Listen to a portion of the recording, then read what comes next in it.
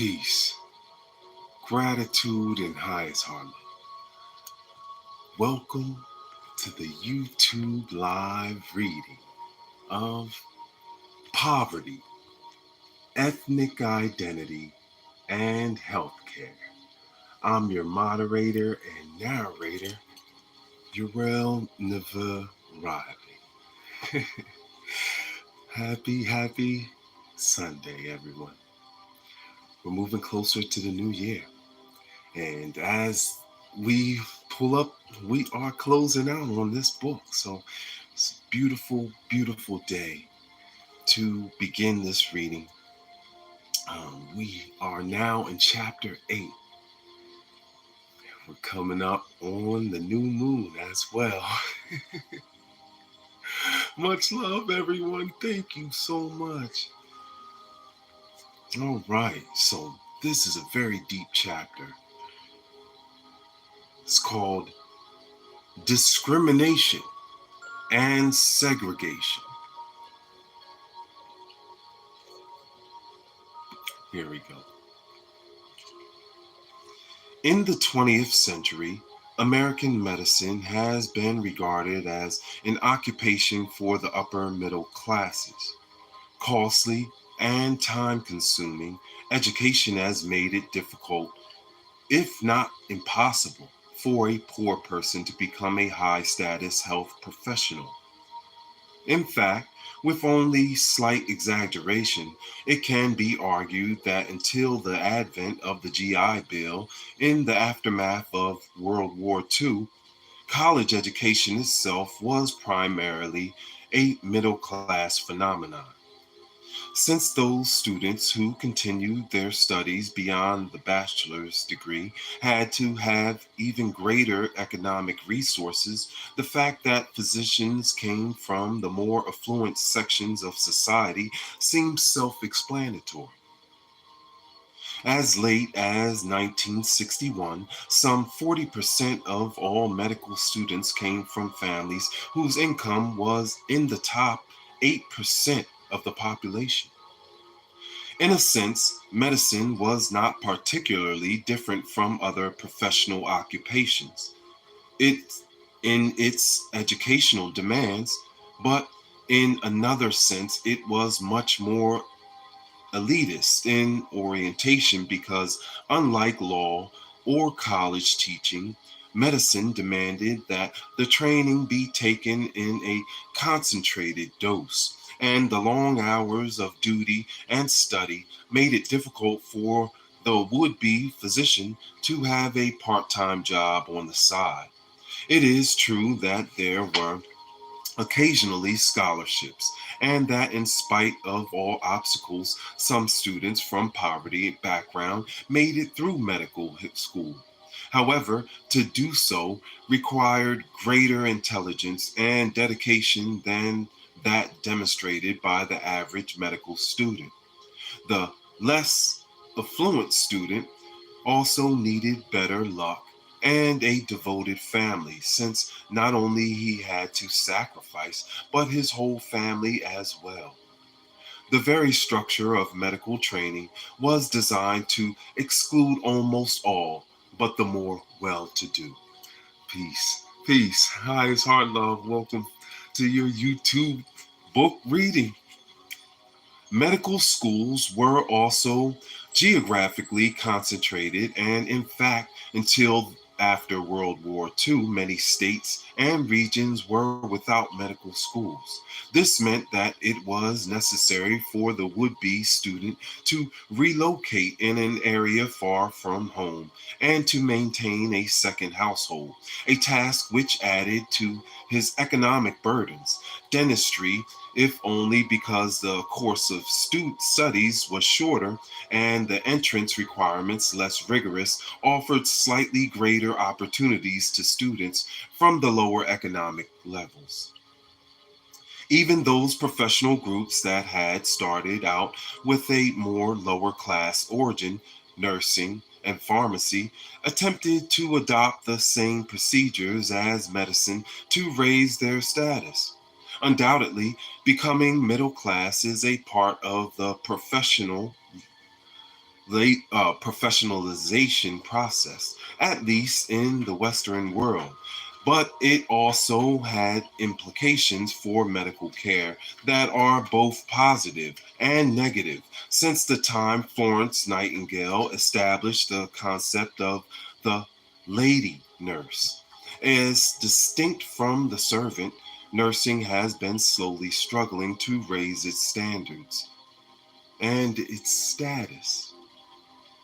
The hospital school, the dominant nursing educational institution for the past century, gave students room and board, which meant that the financial barriers were kept to a minimum. As collegiate nursing education has grown and educational standards raised, even hospital schools have turned to charging tuition or fees, and in the process, nursing has become less accessible to students from lower socioeconomic backgrounds. Pharmacy, which originally had a apprenticeship system, has also become much more middle class oriented as it transferred into the colleges and the universities. Peace, everyone. Thank you so much. We are reading from Poverty, Ethnic Identity, and Healthcare.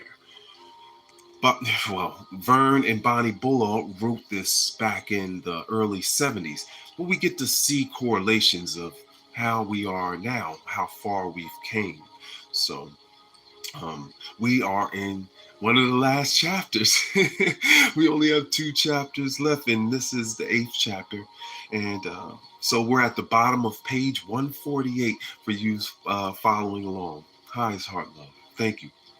Regardless of their social class background, however, once a health professional entered practice, their patients, at least until World War II, were most likely to come from the middle class.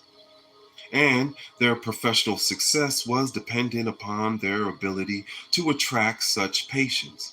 This was because medicine, nursing, and dentistry were practiced on a fee for service basis, in which the relationship between the patient and the practitioner was 1-to-1. The pharmacist differed from these groups in that he was not usually paid directly for services, but for a commodity, his drugs. Nonetheless, the implications of such relationships for all health professionals were clear.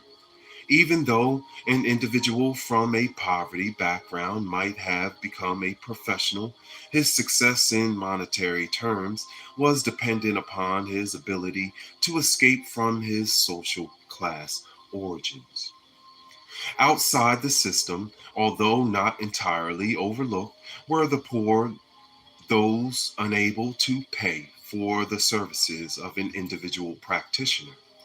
To deal with these people, society established institutions, hospitals, or clinics staffed by medical students, student nurses, interns, or residents who were supervised by a few paid practitioners and several volunteers.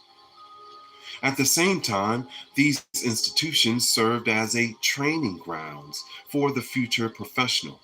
In effect, the poor served as guinea pigs, as we have stated earlier, so that the would be health professional could acquire enough expertise to deal effectively with the paying client. One of the reasons there is a crisis in medicine today is that the institutions originally designed to serve the poor are now also serving the rich. As indicated earlier in this book, the great revolution in medicine of the past 50 years has been the removal of the patient from his home into the hospital and the change from a 1-to-1 relationship to the medical team. The change was dictated by several facts, not the least of which was economics. Technical advances in medicine required the purchase of more and more costly equipment, and required greater and greater specialization. This meant that services and equipment had to be concentrated, and the hospital was the logical place for such concentration. Giving further impetus to the trend was the development of medical insurance, which required hospitalization before reimbursement could be made. This encouraged the transfer to the hospital of many of the services previously carried out in a physician's office or in a patient's home. The first group to experience the change was nursing. As hospitals grew, nurses changed from being private duty practitioners to institutional employees. Middle class patients forced into the hospital demanded better care than was available in the student run charitable institutions. They proved extremely reluctant to be experimented upon by unsupervised nursing and medical students. Hospitals were forced to upgrade their training programs, and in doing so, they found it much less costly to hire an all professional nursing staff than to maintain their nursing schools. The change in the nature of the hospitals also coincided with demands of nurses for higher educational standards. And as educational requirements were increased, nursing became much more middle class. In the process of upgrading itself, nursing delegated many of its functions to new auxiliary nursing personnel. The licensed practical of vocational nurse and the nursing aide, who generally came from a lower economic background than the nurse herself. Peace, everyone. We're at the top of page 150. We're closing out this book. We are now in chapter 8. Thank you for reading with us. We're diving through these books that are being banned and aren't being produced anymore. So we get a great foundation of how we got where we are now, especially when we're dealing with healthcare systems, right? So we're diving into it right now. This is chapter 8, Discrimination and Segregation. The transfer of the medical practitioner into the hospital led to a further lengthening of schooling for the physician and the surgeon, since the hospital setting required greater and greater specialization. This meant that medical education became even more expensive. Unfortunately, the physician was less able to adjust to the real changes in the nature of medical practices than the nurse, and he often, at least expressed by the official statements of the American Medical Association, continued to think of medicine as a one-to-one relationship, although in reality he was little more than a member of a medical team. Even though he might still be captain of the team, many of his subordinates acquired greater expertise in their specialty than he did, and this caused a crisis in the physician's view of himself as well as his subordinates. Dentistry is only now beginning to face up to the same kind of pressures, since it has lengthened its period of training and increased its specialization. But the profession is still struggling to avoid team care and is maintaining a one-to-one relationship with the patient. Dentistry still serves the most middle-class clientele of the four groups, since only the middle class can afford this type of health care. The one group which has been downgraded in this process is the pharmacist, who in many ways is overtrained for the task demanded of him. The pharmacist is no longer called upon to compound his own prescriptions, but rather to dispense prepaid prescription drugs. This means that in most settings, he counts pills and measures liquids. He has also lost his place as an individual entrepreneur, in the corner drugstore as he has become an employee of a chain store. The middle class bias, so evident in the selection of training of health professionals, might well be unconscious. At least it does not appear to be deliberate. The same cannot be said of the professional's handling of either the minority group patient or the would be professional from an ethnic minority. Here, the exclusion has been conscious and deliberate, and this has had tragic consequences for the healthcare of Americans. Discrimination in medical education. Until recently, medical schools, or at least the vast majority of medical schools, operated on either a discriminatory or a segregated basis. Members of certain minority groups were either trained in segregated institutions or admitted only a quota to a few others. The result of such practices was to keep medicine a much more exclusive profession than it otherwise would have been. Not all segments of the medical community were as segregated or discriminatory as others. Nursing, for example, was somewhat less prone to discriminatory practices than medicine. And within medicine, osteopathic schools were more willing to tolerate minority group members than others. Inevitably, a significant percentage of osteopaths were Jewish, a group which, in spite of all middle class origins and aspirations, was discriminated against in most Orthodox medical schools until the era following World War II. The breakdown of discrimination against Jews in medicine was due in part to a reaction against the ideology of Hitler and a consciousness of what discriminatory attitudes might lead to.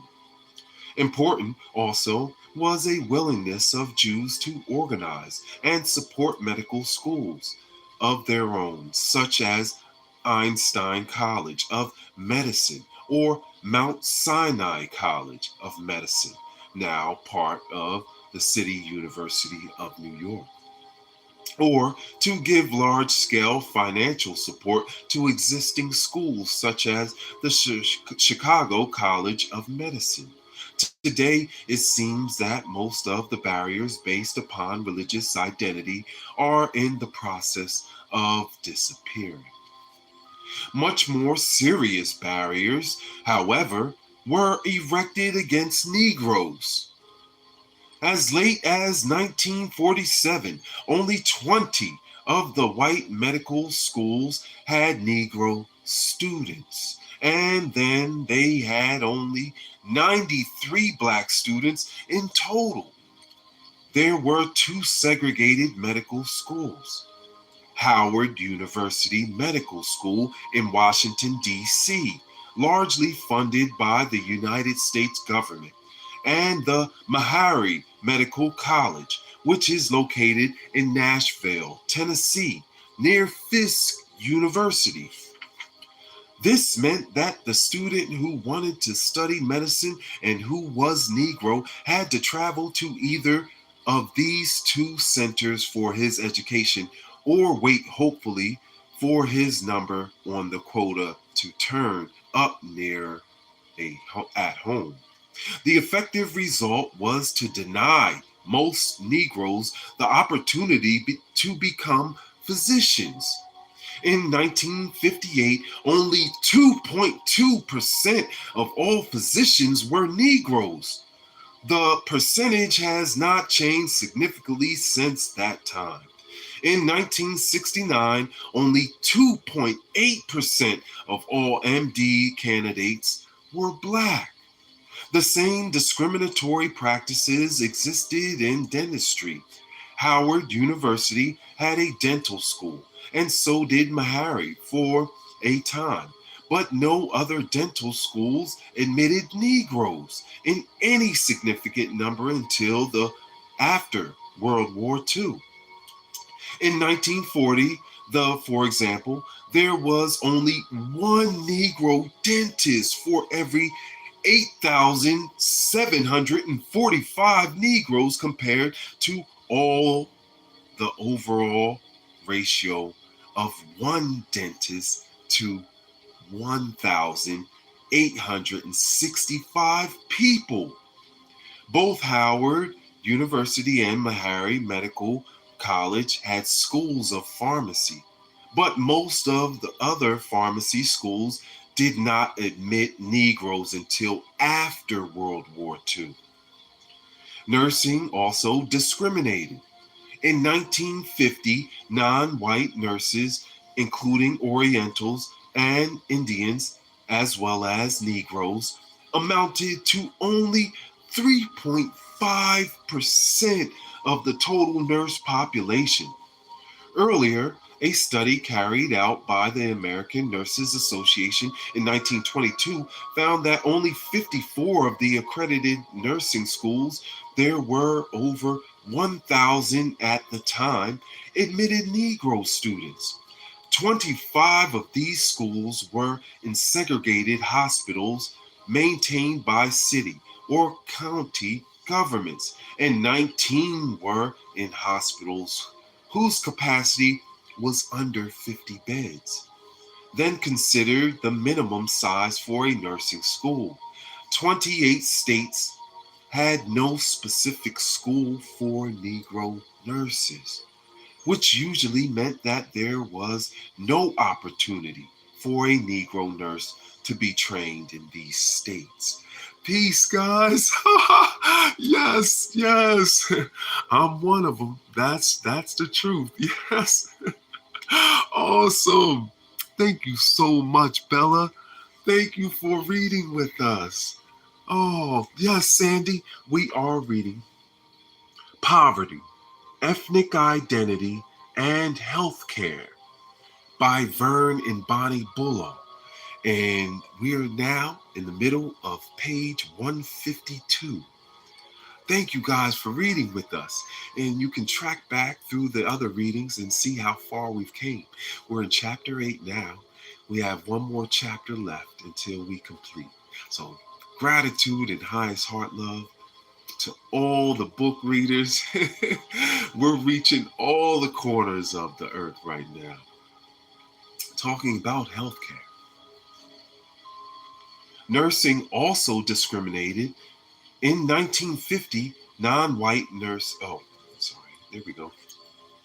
By the fall of 1962, there were 1,128 schools of nursing reporting admission policies to the National League for Nursing. Of this number, 22 were predominantly Negro. That is, they had originally been segregated Negro schools, but only 9 of them were accredited. Of the remaining schools, 912 said that they would accept Negroes as students. 165 would not, and 29 were in the process of closing down. This was some 8 years after the 1954 school desegregating decision. In theory, the bulk of the schools were willing to admit Negroes, but indicating a willingness to admit Negroes and actually admitting Negroes often proved to be two different things. In the same year in which the NLN carried out its survey, about 3% of the total number of entering students into all associate, baccalaureate, and diploma programs were Negroes. One of the major reasons for this decline was the closing of segregated nursing schools, a procedure which did not immediately lead to an increase in integration in the formerly all-white schools. Nursing, however, is now showing some improvement.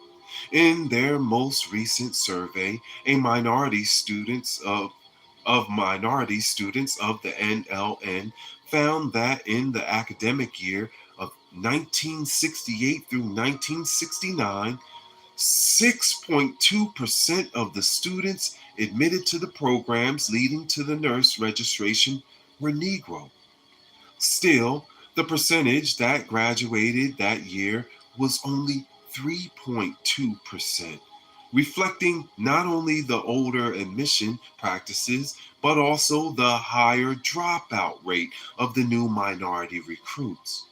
Of the various programs for registered nurses, the 2 year associate degree programs are the most open, with Negro students comprising 10.5% of their total admissions. The baccalaureate programs admitted 6%, and the diploma programs admitted 3%. Negro students are somewhat overrepresented at the practical nurse level, where they comprise 17.4% of the total admissions. It has been only since 1966 that the medical professionals as a group have realized the full effect of their past exclusionary policies on admission and taken steps not only to say that they were not discriminatory, but to recruit minority students. Student demonstrations on many a campus help emphasize the exclusionary policies of most colleges and universities, and the situation looked much worse in the professional schools. In trying to recruit more minority students, however, the professional schools became conscious of the fact that many of their admission requirements were designed to exclude minorities. Faced with the necessity of turning down the majority of applicants, medical school admission committees have tried to find rational and quantifiable criteria for committees have tried for for for selection.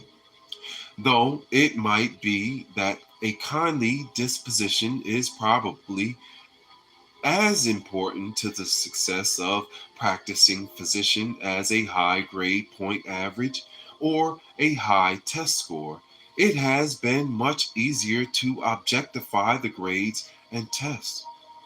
Occasionally, admission committees, believing that some of the high achievers were better qualified to become research scientists than medical practitioners, went farther down the grade point ladder to admit students, but these efforts were half hearted and sporadic.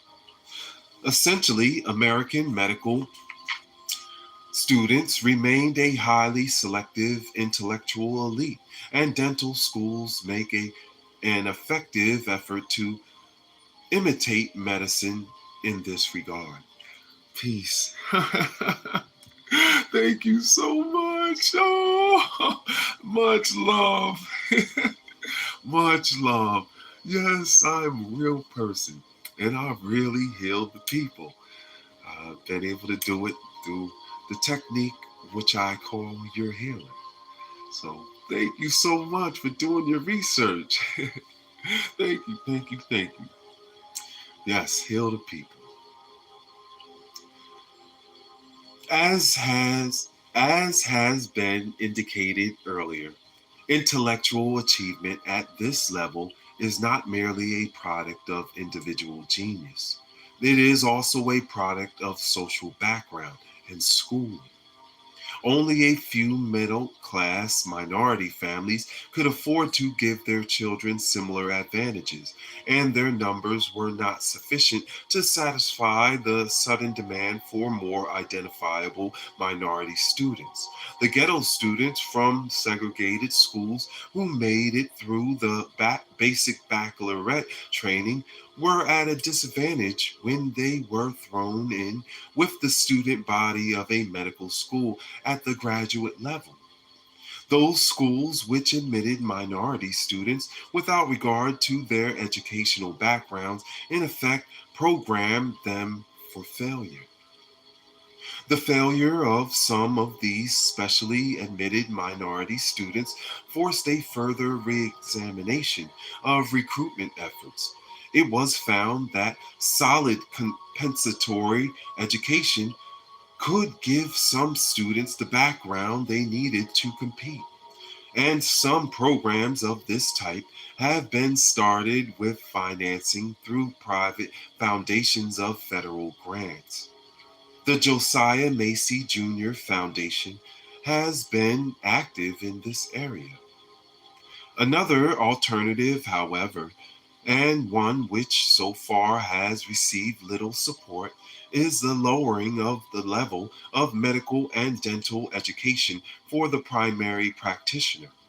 As the medical specialties have developed and become more complex, each of them has competed for a place in the basic medical program until medical students are now required to cover each of the various fields far beyond the level needed by the ordinary general practitioner.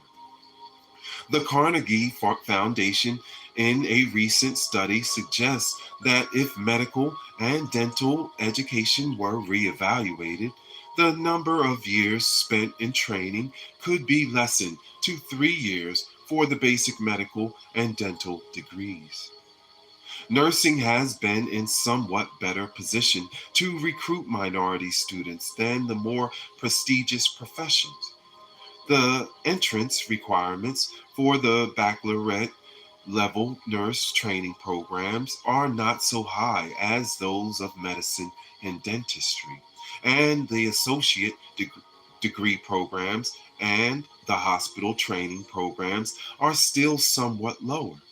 In spite of this, it was not until deliberate efforts were made that the number of minority students began to increase in any appreciable way. One of the earliest and most successful nursing recruitment programs that was started by the Boston University alumni in 1965. They called their program ODWIN, an acronym for Opening the Doors Wider in Nursing. Volunteers visited high schools in minority neighborhoods to counsel students and start future nurse clubs. With financial assistance from the Rockefeller and Atlantic funds, they set up tutoring services and programs to provide compensatory education. Odwin members were not only successful in increasing the number of successful minority students at Boston University, but they were able to, in the succeeding years, to spread their program to include other nursing schools in the New England area. The group is now a national membership organization interested in helping other areas with minority recruitment. Federal programs have also aided nurse recruitment. For example, the East Los Angeles Health Task Force, financed by the Office of Economic Opportunity, the OEO, has a nurse recruitment project which was started in 1969. It employs 3 Mexican American and 3 Black nurse recruiters. Unfortunately, these nurses found that a recruitment program that does not follow through with scholarship aid and compensatory education can be only partially effective. Although the education gap of many of the underprivileged minority students is not so serious in nursing as it is in medicine or dentistry, segregated education has still left its mark. It would seem that until the education system, or at least the part dealing with the most identifiable minorities, is upgraded, it will be necessary to establish special programs for minority students if we are serious about integrating the health professions. Negroes, in fact, probably do somewhat better in the health field than some of the other minorities with whom this book is also concerned. Though statistics are difficult to find, it would seem that the percentage of Mexican Americans, Indians, and Puerto Ricans in the health fields is less than the percentage for Negroes in proportion to their total populations. In recent years, however, Oriental Americans, particularly those with Japanese or Chinese backgrounds, have entered the health fields in greater proportion than their percentages in the populations. Because the past exclusionary policies of American educational institutions have created such a shortage of physicians, the United States has drained neighboring countries of doctors. This is because once an individual has graduated from medical school, even a foreign one, he has comparatively little difficulty in setting up in practice. State licensure often requires special internships, but the obstacles are not so great as to prevent large numbers of physicians from immigrating to the United States. In 1970, for example, it was estimated that one doctor in every 20 trained in Latin America eventually left for the United States. Though few of the Latin American medical schools would meet American standards, they nonetheless supply a large number of American physicians. Many Americans unable to get into medical school in this country go south of the border to one of the Latin American schools that teaches in English to better enable Americans to attend. Peace, everyone. Thank you so much. Oh, you guys are so awesome. Highest heart love. Thank you so much for being here. We're at the top of page 156. Poverty, Ethnic Identity, and Healthcare by Vern and Bonnie Bullough. All right, so we're in the 8th chapter. We're almost finished this book, and then we'll add this on to the other books that we've read. Thank you for coming to this place in YouTube with your favorite reader here now, right? Reading rainbow style. This is the way. This is the way. Medicine in America has also discriminated against women. A study conducted by Harold I. Kaplan for the National Institute of Mental Health found that in 1970, a significant number of medical schools were still reluctant to accept women as students. Kaplan found that women who were admitted to medical schools were academically more exceptional than their male counterparts. Though women represent about half of the adult population in the United States, only about 7% of all physicians are women, compared with 24% in Great Britain or 65% in the Soviet Union. The major obstacles to the admission of women prove to be, as in the case of other minorities, the prejudices of the admission committees in the medical schools. Though these attitudes undoubtedly reflected those of most American medical practitioners. Dentistry is even more closed, as less than 2% of the practicing dentists are women. On the other hand, nursing has demonstrated almost as much prejudice toward men, who's constituted only 3.5% of the registered nurse and 4.4% of the practical nurse students in 1969. In the past, hospital schools that required the students to live in dorms on hospital grounds excluded men because they claimed they lacked suitable housing in the nurses' quarters, and they were sure interns could not tolerate men nurses in their sections of these buildings. As nursing has entered the colleges and universities, however, it has made little positive effort to recruit men, and this is what is necessary to change long-term patterns. Discrimination against various minority health practitioners has seriously affected patient care. Obviously, a health professional who is white and from the middle class will have trouble communicating with patients who are black and from lower class.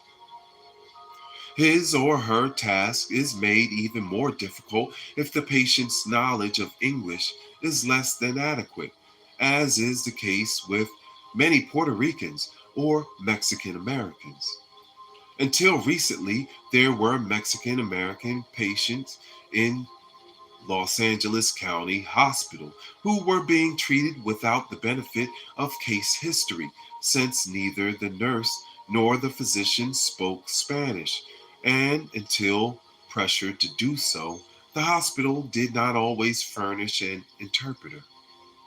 Much of medical treatment was carried out through sign language.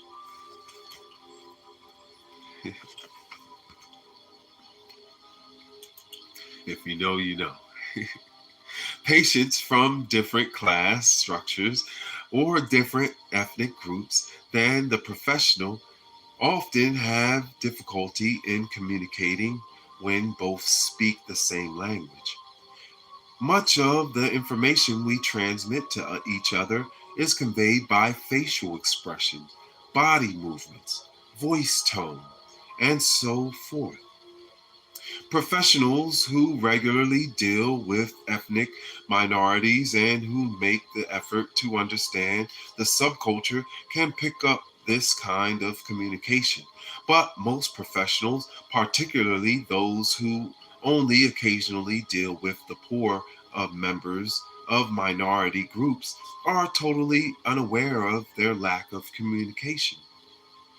The sex barrier in the healthcare professionals also have implications for patient care because many patients have great difficulty communicating with a professional of the opposite sex. The horror of having to be examined by a male physician keeps many shy Mexican American women from seeking prenatal care or contraceptive advice. Communication becomes easier as the level of sophistication of the patient increases, but this does not help the poverty stricken minority patient. Discrimination in treatment, bottom of page 157. The lack of ability to communicate is only one of the lesser effects of discrimination. A much more serious difficulty, and one which too often has proven fatal to the patient, has been the denial of actual health care to individuals on the basis of race. This aspect of medical discrimination must be counted as one of the most disgraceful chapters in all of American history. In 1954, the year of the Supreme Court ordered the desegregation of schools. Medical care, both in the North and the South, was delivered on highly discriminatory basis. A study conducted by the authors of this book in Chicago in that year found that though 15% of that city's population, some 590,000 people, were Negro, 50% of the Negroes were treated in one hospital, Cook County. This was so in spite of the fact that some of the patients who went there had paid up hospitalization policies, which nominally would have allowed them to be treated at private hospitals. Unfortunately, most of the 65 hospitals in the city, many of which were located in the or near the ghetto, refused to admit Negro patients. The result of such discriminatory admission practices were evident in birth statistics. In 1951, 82% of the Negro births in Chicago took place in only 4 hospitals or under the supervision of the Chicago Maternity Center, which delivered babies at home. Of the remaining 18% of the Negro births, 80% were concentrated in 8 non-governmental hospitals.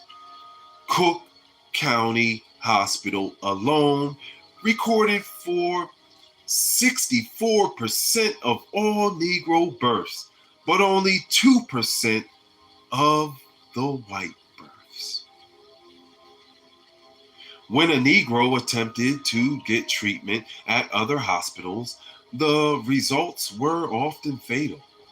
We found that a Negro employee of one manufacturing company that had a medical agreement with a hospital was denied admission to the hospital even though he was seriously ill with a massive lobar pneumonia.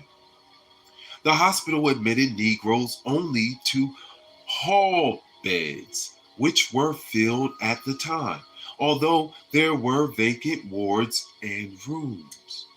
More tragically, a black journalist from Trinidad who was struck by an automobile and was rushed to a nearby hospital with a skull fracture was denied admission because of his color. After considerable delay, he was transferred to Cook County Hospital, where he died shortly afterwards. Whether he could have been saved with prompt treatment is perhaps debatable, but a 3-hour delay was certainly fatal.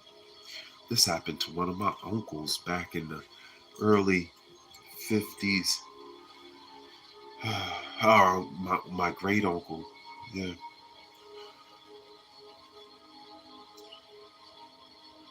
A 15-year-old Negro boy with an intestinal obstruction was brought by his mother to a private hospital and was denied admission because of his color, despite the woman's ability to pay.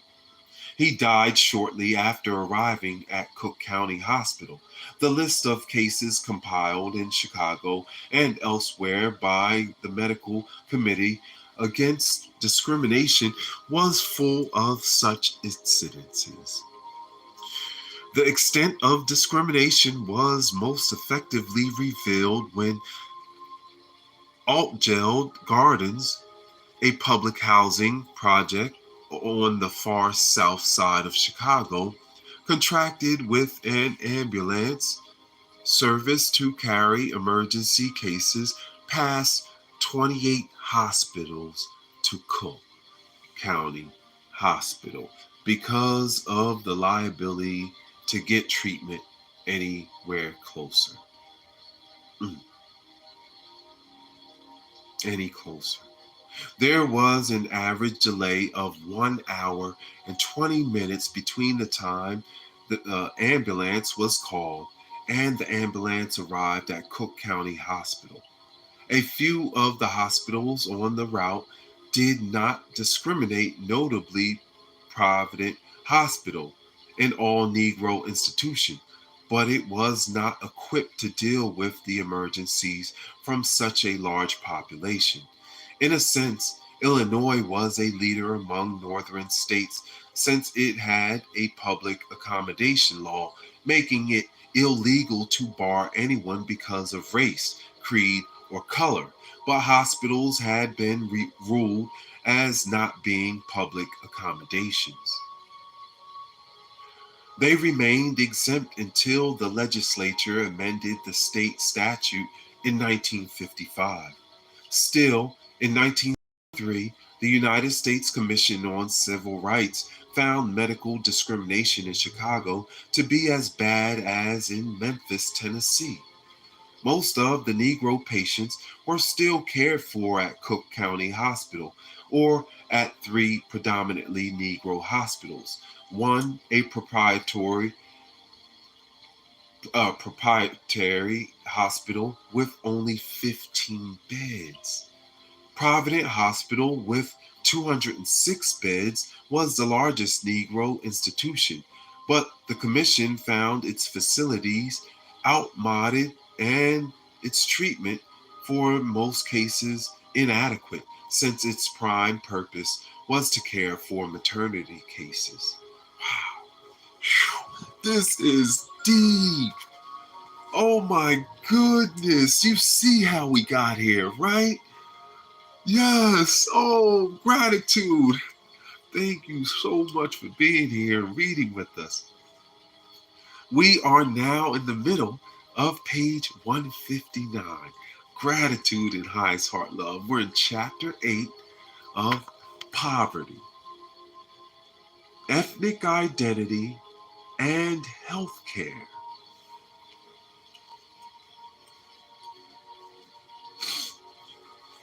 Compounding the problem was the fact that large numbers of doctors in the United States refused to treat colored patients. Even when a physician consented to do so, he could not always gain admission for his patients to a hospital.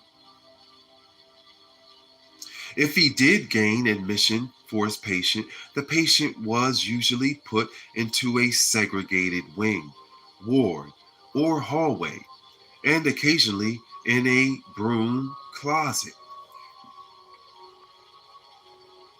Most Negro physicians lacked hospital affiliations, since to have staff or courtesy privileges required membership in the county or state medical society, and this, in most states, was a discriminatory body.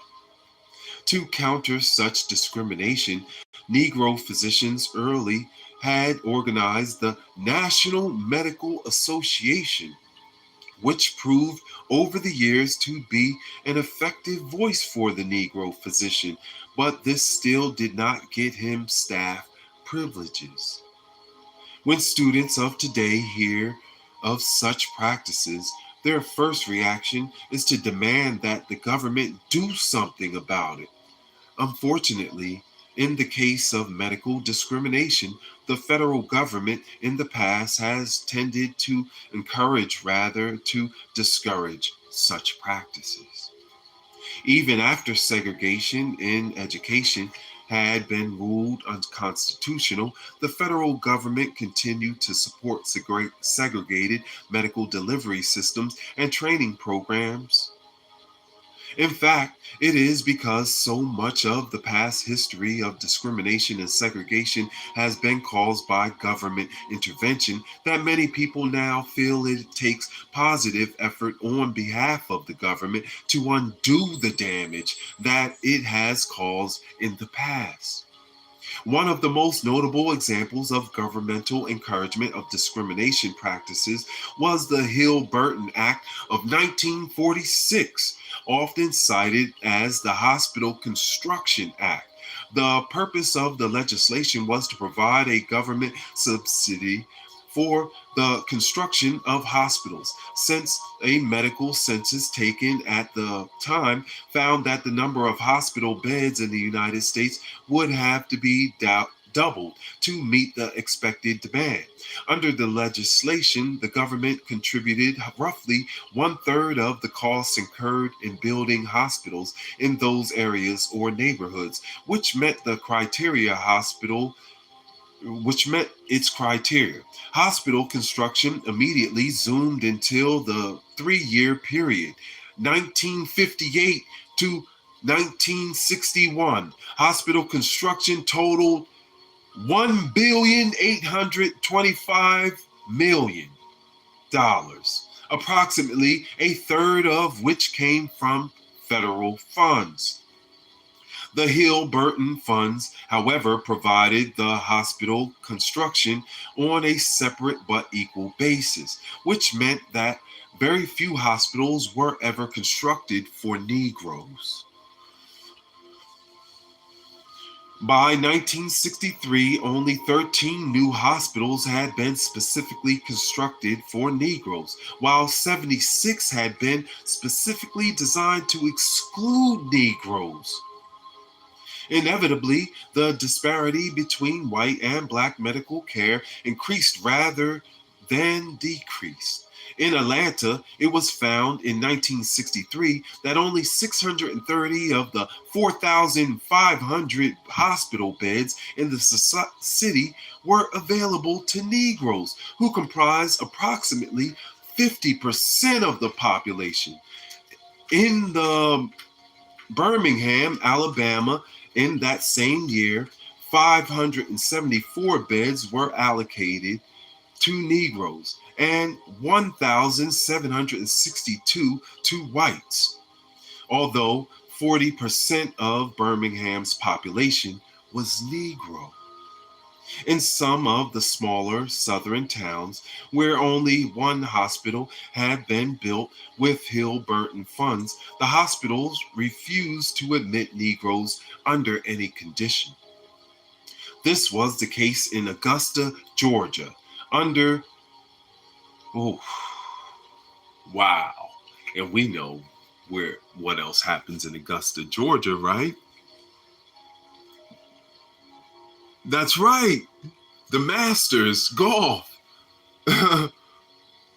See? So now we know why for so long they didn't even let black people play golf, right? Come on. They wouldn't let you in hospitals. Why are they going to let you on the golf course, right? The hospitals refused to admit Negroes under any condition. This was the case in Augusta, Georgia. In fact, Georgia had some 83 hospitals built with grants from the Hill-Burton Fund, almost all of which were for whites only. It was not until 1963, after an estimated 1 million hospital beds had been constructed and over 1,600,000,000 of federal money spent, that the separate but equal doctrine in hospital construction finally received a court hearing. In that year, 6 Negro physicians and dentists plus 2 Negro patients in Greensboro, North Carolina, charged that they were discriminated against by 2 hospitals, the Moses Cone Memorial Hospital and the Wesley Long Community Hospital, both constructed with Hill-Burton aid. The physicians and dentists sought staff to or clinic privileges, and the 2 Negro patients sought admissions to the hospitals and the right to treatment by their personal physicians. The suit brought by the National Association for the Advancement of Colored People also received support from the Department of Justice. After an adverse decision in the local court, the Fourth Circuit Court of Appeals in Richmond, Virginia, struck down the separate but equal clause as an unconstitutional, and this decision was affirmed by the United States Supreme Court. The decision, known in the law books as Simpkins versus Moses, H. Cone Memorial Hospital, forced the government to change its policy from that of promoting segregation to that of being an advocate of non-discrimination. The Public Health Service, then charged with administering the Hill-Burton funds, eventually passed regulations prohibiting discrimination by any hospital, which in the future received construction funds. More positive action came in 1964 with the passage of the Civil Rights Act. Title VI of that act carried a prohibition against the denial of benefits under any program or activity receiving federal financial assistance on grounds of race or color or national origin. Each federal department or agency extending financial assistance other than by contract of insurance or guarantee was directed to effectuate this prohibition by rules approved by the president and authorized to terminate assistance to those agencies which failed to comply. In spite of Title VI, most hospitals which had discriminated in the past, including those previously built with Hill-Burton funds, continued to do so since reimbursements for patients usually came third hand from local welfare agencies.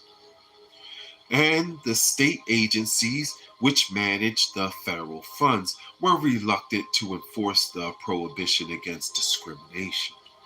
That's so sad. But it's reality.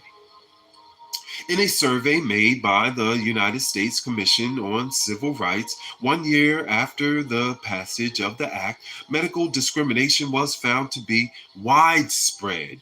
Negroes were housed in segregated wings or floors, forced to use separate waiting rooms, nurseries, cafeterias, and clinics. And in many cases, Negroes were entirely excluded from the medical facilities. Negro physicians were refused staff privileges at any but all Negro or inner city hospitals. Most nursing homes were restricted to whites, although a large percentage of the patients were supported by federally assisted public welfare agencies. Those nursing homes admitting Negroes were usually all Black institutions. Even state-owned or operated health facilities such as mental health institutions, tuberculosis sanitariums, and charity hospitals were often segregated by law.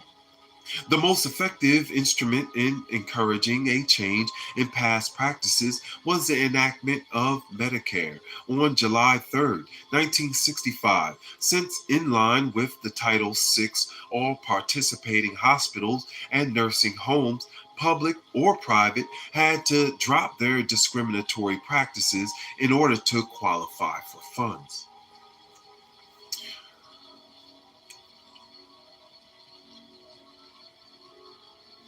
This was emphasized in 1966 by a White House directive, which stated that no hospital that discriminated would be eligible for Medicare funds.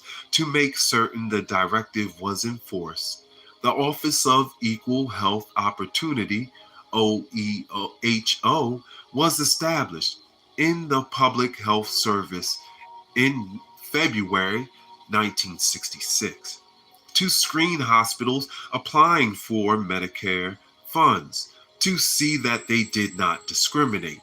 In July 1966, when Medicare became effective, OEHO reported that more than 3,000 hospitals, which in the past had used discriminatory assignments or had segregated facilities, had agreed to integrate.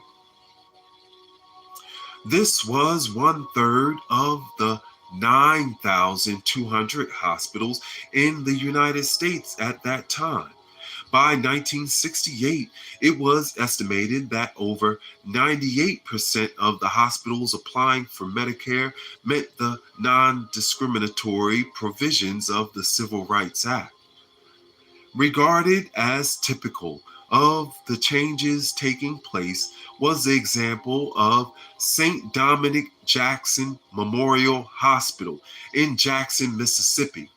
Before 1963, no Negro doctors had been allowed to staff privileges at the hospital. No Negro students had been accepted into the nursing training program, and all Negro patients had been confined to a first floor ward.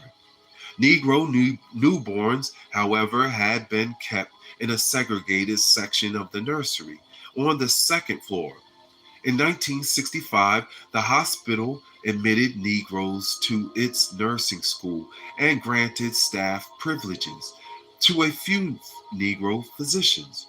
Shortly afterwards, Negro fathers were allowed to visit the second floor to see their babies in the nursery, a privilege previously denied to them.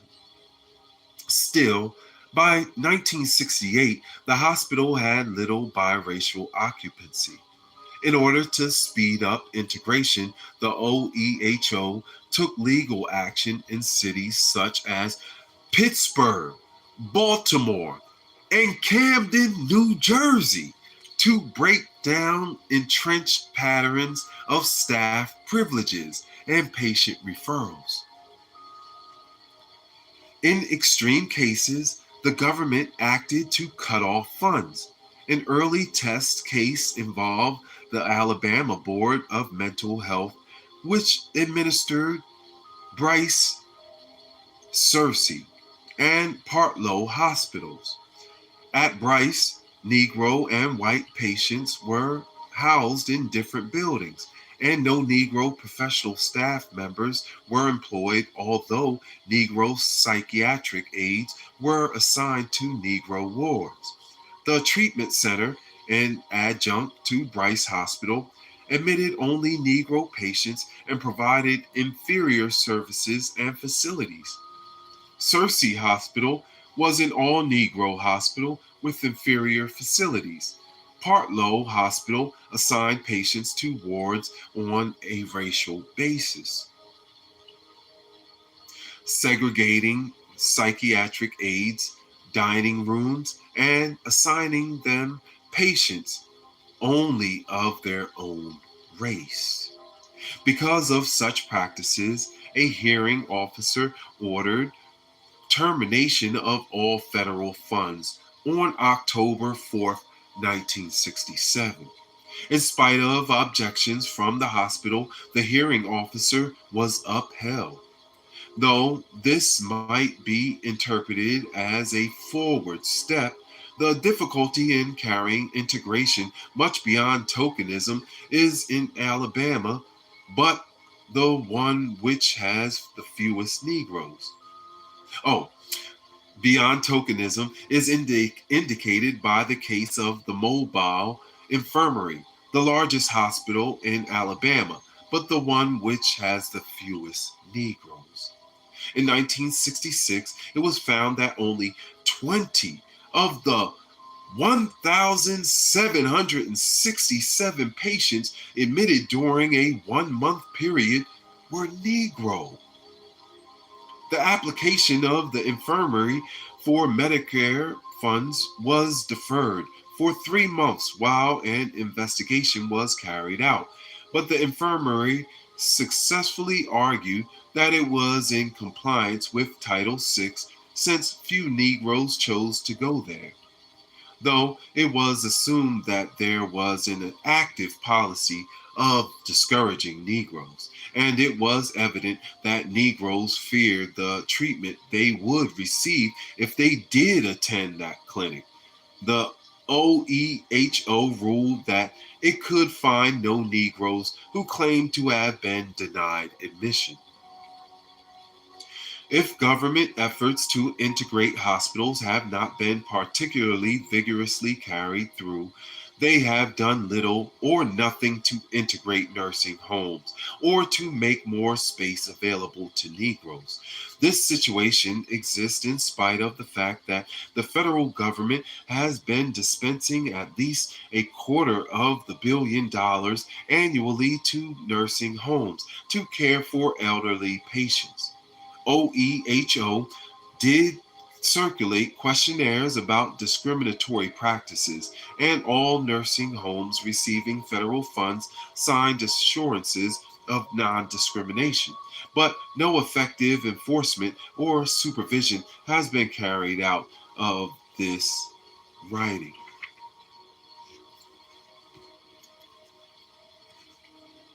Thank you all for being here. Hi, is Heart Love. We are doing it. You guys are such a beautiful, beautiful blessing. And I just want to thank you so much for reading books and being honorable as you are in the comments. Man, that means so much. Here we are, the final and last paragraph of this chapter. We are at the top of page 164. All right, here we go. Concluding comments. Thank you. Obviously, one of the major factors working against better healthcare in the United States has been the past discriminatory practices of medical institutions and medical practitioners. In spite of recent government effort, medical practice is still discriminatory and often segregated. There is also still a double standard for medical treatment in the country, as poor people still receive second-rate medical care from practitioners who have little understanding of their problems. Though the federal government, after years of giving tacit support to discrimination and segregation, finally started to take some positive steps in 1964 to eliminate these evils, years of accumulated practices and attitudes cannot so easily be overcome. Our healthcare delivery system remains uneven, and until there are changes, the United States will still continue to lag behind other countries in the health of its citizens. And that concludes chapter 8 of Poverty, Ethnic Identity, and Healthcare by Vern and Bonnie Bullough. We have one chapter left, guys, till we complete another book. I want to thank you all. Much love and honor to all the nurse practitioners out there, all the OR techs and techs of all different kinds. You are why we are reading this book. You wanted the light shined on the healthcare system and its discrimination practices. And here's a book that details it from practitioners of that time. So we can see where we have gotten to now, right? Yeah.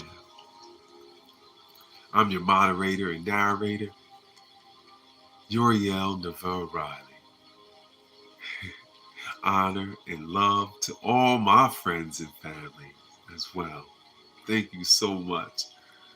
Oh, thank you so much. Much love. Thank you so much. Thank you for the support. Yeah, I'm not monetized yet. We're just reading books. We're gonna read book after book after book. We're gonna keep reading these books, right? So look at these crystals. Look at this. Lapis lazuli and ruby zolcite. Ha! Beautiful, right? Woo!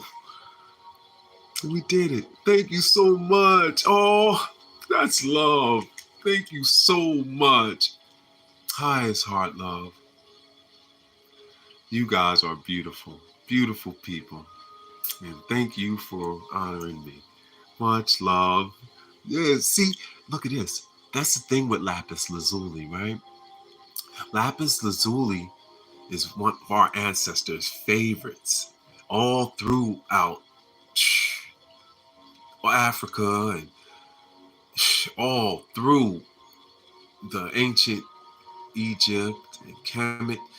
They used this as one of our favorite headstones, crown stones. But I wanted to say now, this is a cool fact about this, right?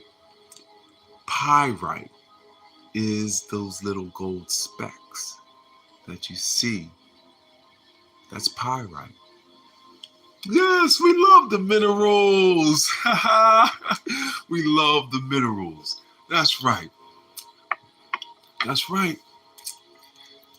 Yes, I've been able to do anything and amazingly with all types of diseases with the Your Healing technique, the breathing, diaphragmatically, stretching, and mastering the pressure points to the hands and feet.